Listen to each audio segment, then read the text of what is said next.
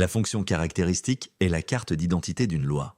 Elle existe toujours, caractérise entièrement la loi et transforme les convolutions en produits. La fonction caractéristique de x est définie par phi de t égale l'espérance de exponentielle de itx. En séparant parties réelles et imaginaires, c'est l'espérance du cosinus de tx plus i fois l'espérance du sinus de tx. Propriété 1, phi de 0 vaut 1 et le module de phi est toujours inférieur ou égal à 1. Propriété 2, la fonction caractéristique est toujours uniformément continue. C'est automatique, sans hypothèse supplémentaire.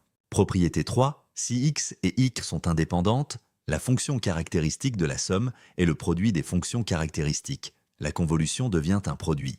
Propriété 4, les moments se lisent directement, l'espérance de x puissance n est la dérivée ntième de phi en 0 divisé par i puissance n. Le théorème d'unicité, si deux variables ont la même fonction caractéristique, alors elles ont la même loi. L'idée de la preuve, la fonction caractéristique n'est rien d'autre que la transformée de Fourier de la mesure de probabilité. Et la transformée de Fourier est injective.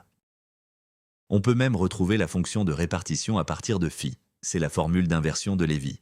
F de B moins f de A s'exprime comme une intégrale faisant intervenir phi. Cette formule est la clé pour prouver le théorème d'unicité. Elle montre que phi contient toute l'information sur la loi.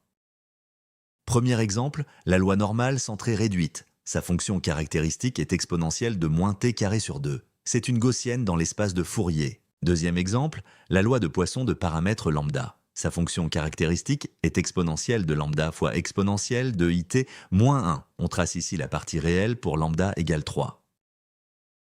Piège classique. La fonction caractéristique existe toujours, car le module de exponentielle de itx vaut 1, contrairement à la fonction génératrice des moments qui peut ne pas exister. C'est pour cela qu'on préfère la fonction caractéristique en théorie. Par exemple, la loi de Cauchy n'a pas de moment d'ordre 1, donc pas de fonction génératrice. Mais sa fonction caractéristique existe, c'est exponentielle de moins la valeur absolue de t. Entraîne-toi sur AgregMaster